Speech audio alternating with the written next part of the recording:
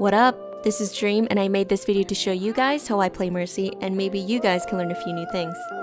I'm gonna try to tell you the most important things about playing Mercy in the most condensed way that I can. Everything that I've learned was from many hours of playing her, and also from my boyfriend who does not play Mercy, because all it really takes is a functioning brain.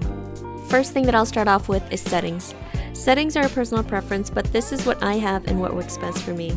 It's not a one-size-fits-all, but it's important that you test out all your options and find out what works best for you. I'll just talk about the most important one, which is toggle Guardian Angel off. When it's on, you fly in a linear path from one point and always to the next point without stopping. The reason this should be off is so that you have more control of how far you want to fly, and in that way you can't be as predictable. Number 2, positioning. One thing I always do is hold tight angles, which means positioning yourself against the wall or behind some cover so you don't get picked. You may be wondering, if I hold a tight angle, how can I heal my teammates? Well, as long as your beam is connected to a player, you can peek once every few seconds to keep it connected. The great thing about Mercy compared to Ana is that she can abuse her positioning due to Guardian Angel, so it makes evading a lot easier. Be sure to combine Guardian Angel with good positioning and you will live a lot longer. With positioning, it is also important to be aware of your surroundings. Keep an eye on where enemies could be or where they could be coming from. It only takes a second to look and only 1 pixel to see where enemies are. That way, you can alert your teammates or put yourself in a better position to avoid danger. Number 3, healing. This is probably the easiest concept to Mercy. You hold on left click and you heal your pals. But if you take a second to prioritize your healing on the right people at the right time, you will find that your teammates win more teamfights than if you were just to heal whoever was in front of you. Here's how I prioritize and how I rationalize. I always heal the most aggressive player or the player taking active damage first. Why?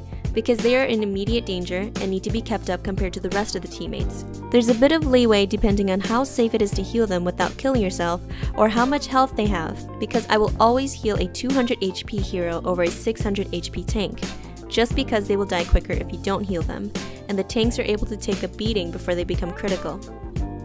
Prioritization can also depend on if your teammate has a form of self-regen or healing. So an example would be me healing a Reinhardt over a Roadhog because he has a self-heal ability.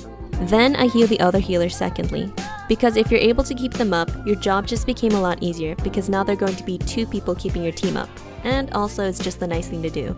Now I've made this hero chart to help you guys with how to prioritize, but really it's situation based, so use your best judgment. 4. Ult usage. The best thing Blizzard ever did for Mercy was to change her kit, and I find that I have way more fun in her than I did before.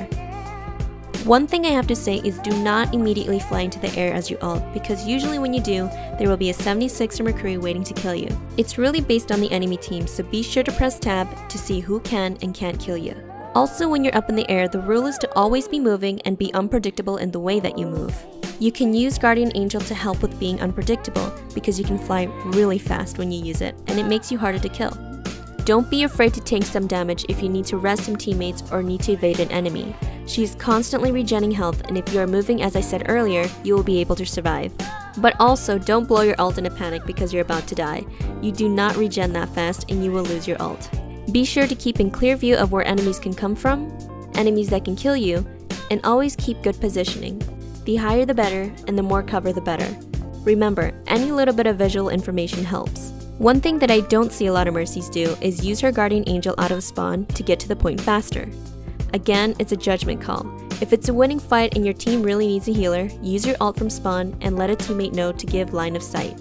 Be sure to also make use of her pistol when it's safe to do so. Shooting from above is definitely an advantage when you have unlimited ammo and increased projectile speed. When to use your ult is also a judgment call. You can use it offensively, such as after your team gets a pick, or defensively, such as when the enemy team is pushing in, or to counter an ult. You really have to pay attention to what's going on in the teamfight, because sometimes you don't need to ult if the teamfight is won. In this game, I'm very tempted to res my teammates, but as I'm watching the kill feed, I can tell that we're winning the teamfight, so I hold onto my ult for the next push instead and wait for a regroup. Resing in a losing teamfight only serves as more ult charge for the enemy team and also badly staggers your team, so sometimes it's just better to die and regroup. If you're not sure if you need to ult or not, ask your teammates. Number 5. Res. Even though her resing ability can be used more often, it is important to not also waste it either. I know how tempting it is, but you should not just res anything that's in front of you, because 30 seconds can be a matter of a teamfight win or loss. If it's too dangerous for you to res a teammate because they're in the middle of 6 people, or if they are caught out of position, then hold on to your res for the rest of your teammates, because chances are if you fly into res, you will die, the person you res will die, and your team will undoubtedly lose the team fight, and it will not look good for you. One thing I do is to not res the second healer. Why? Because you can do the same job as them and you can survive longer because of Guardian Angel. Trust me, no one in Overwatch is going to say, "Can you please res the Zen, I really need his healing orb, or a heal amp, or an antidote."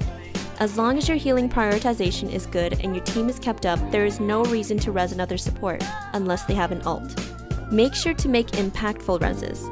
Bring back teammates who can alter the tempo of the teamfight, and don't res teammates who are not contributing to the teamfight, such as throwers or players who are not fulfilling their roles. Number 6, communication. This can definitely become a problem for people who are shy or have anxiety. If you really don't want to talk much, be sure to at least make important calls, such as when there is an enemy coming.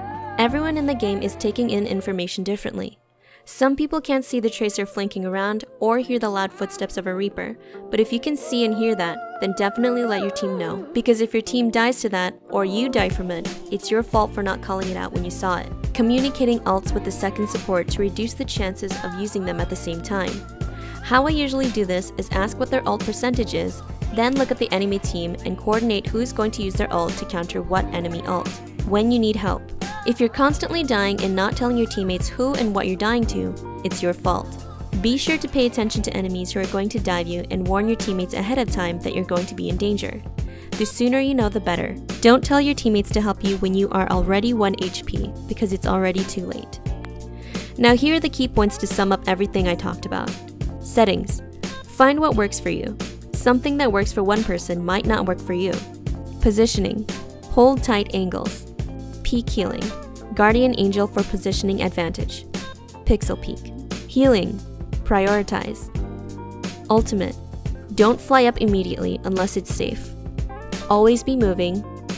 Keep view of where enemies can come from. Keep track of enemies that can kill you. And use pistol when it's safe. Res. Don't res a second support unless they have an ult. Don't res if it endangers you. Impactful reses. Communicate. Where enemies are, if you are in danger, and coordinating ults with the second healer to avoid using them at the same time.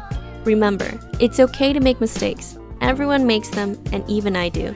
And it's okay to lose games, just as long as you learn and improve from each one. And most importantly, have fun.